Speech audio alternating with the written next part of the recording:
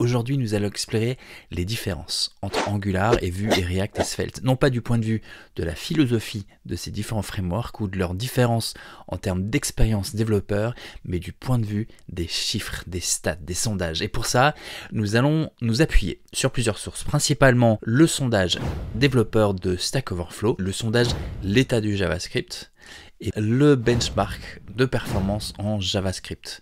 Ça va être l'occasion de comparer de manière objective ces frameworks à travers différents angles d'approche. Nous allons donc ensemble regarder, petit 1, à quel point ces différents frameworks sont utilisés, petit 2, à quel point ils sont appréciés ou désirés, et petit 3, à quel point ils sont performants, et aussi 4, le niveau de salaire que touchent les développeurs qui utilisent ces technologies. Pour chacun de ces critères, je vais attribuer un total de 10 points, et on verra quelles leçons on peut en tirer à la fin. On va commencer par le niveau d'utilisation. En premier lieu, on va regarder les recherches Google à l'aide de l'outil Google Trends. Cet outil permet de comparer les volumes relatifs de recherche des différents sujets au cours du temps. C'est un indicateur d'activité et d'intérêt autour du sujet. Aujourd'hui, si on ouvre Google Trends, on a React qui a 100, Angular qui a 79, Vue qui a 23, Svelte qui a 3. À présent, regardons les stats de Stack Overflow.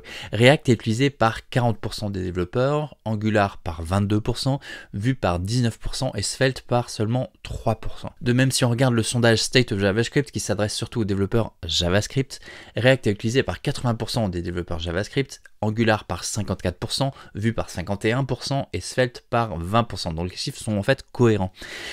Angular et Vue ont un taux d'usage dans les deux cas à peu près égal, React est largement plus utilisé et Svelte nettement moins.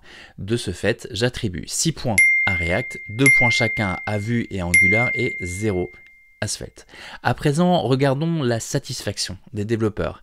À quel point ces frameworks font envie, à quel point les développeurs sont satisfaits ou frustrés de l'utilisation de ces technologies.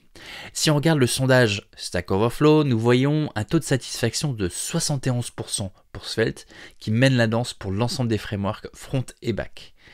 Ensuite, nous avons React qui a un score très honorable de 69%. Puis nous avons Vue avec 64% et enfin un peu derrière, mais pas tant que ça, nous avons Angular avec 55%. Donc presque à l'équilibre entre ceux qui aiment et ceux qui détestent.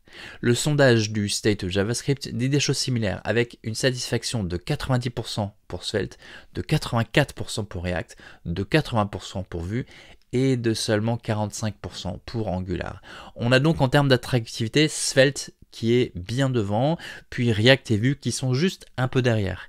Je vais donc attribuer 4 points à Svelte et 3 points à React et Vue chacun. Nous avons donc au total pour chaque framework Angular 2 points, Svelte 4 points, Vue 5 points et React 9 points.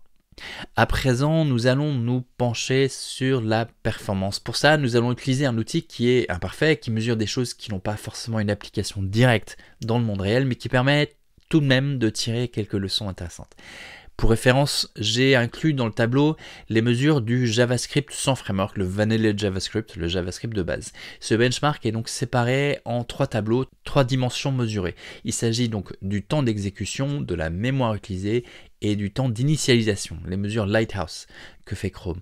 Chaque case du tableau est coloriée de vert jusqu'à rouge en passant par le jaune et l'orange, et plus on s'approche du rouge, plus on s'écarte du référentiel du JavaScript de base. Et donc ici je vais attribuer 10 points pour chacun de ces 3 critères et puis faire la moyenne pour donner un score global de performance relative. Si on commence par le temps d'exécution, pour beaucoup de ces tests, Svelte est devant. Vue est un peu derrière, puis viennent React et Angular qui sont, disons-le, à la traîne. Je donne donc 5 à Svelte, 4 à Vue et 0,5 à React et Angular. Pour la mémoire utilisée, Svelte se détache du lot, Vue est légèrement derrière et devant React et Angular qui se tiennent dans un mouchoir de poche. Je donne donc 6 à Svelte, 3 à Vue et 0,5 à React et Angular. Pour ce qui est de la vitesse d'initialisation, Svelte performe très bien, voire très très bien, Vue un peu moins et encore une fois, React et Angular sont derrière. Pour le coup, ça reste quand même plus homogène que les tests précédents, alors je donne 4 points à Svelte, 3 points à Vue et 1 point à Angular et React chacun.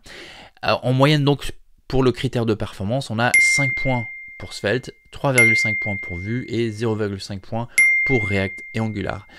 Au total, si on fait la somme des critères précédents, on en est donc à 2 points pour Angular, 2 points et demi pardon pour Angular, 8 points et demi pour Vue, 9 points pour Svelte et 9 points et demi pour React.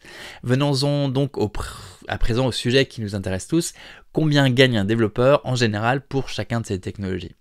D'après Stack Overflow, si on regarde le salaire médian brut annuel en milliers d'euros et de dollars, on a pour ces différentes technologies Angular à 49 000 $ ou 46 000 euros, Vue à 50 000 $ ou 47 000 euros, React qui a 58 000 $ ou 55 000 euros, et Svelte enfin à 62 000 $ ou 59 000 euros.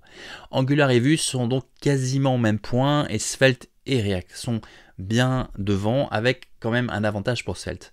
Disons donc 1,5 point pour Angular et Vue chacun, 3 points pour React et 4 points pour Svelte. Ce qui nous donne donc un total final qui est de Angular 4 points, Vue 10 points, React 12 points et demi, Svelte 13 points. Qu'est-ce qu'on peut en tirer comme conclusion? Eh bien, c'est l'occasion de retourner voir le sondage du State of JavaScript. Il présente une visualisation qui, me semble-t-il, exprime bien les choses. Cette vue combine la satisfaction utilisateur avec le taux d'usage.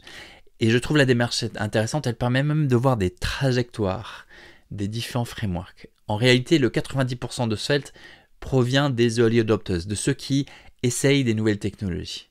React, à l'inverse, est le standard du marché et parvient tout de même à garder un bon, voire un très bon taux de satisfaction. Si on regarde les 4 cadrans d'usage et de satisfaction, Angular est moyennement utilisé et moyennement apprécié. Vue est apprécié, mais pas forcément utilisé. Et son taux d'appréciation semble même baisser avec l'usage, comme s'il était en perte de vitesse.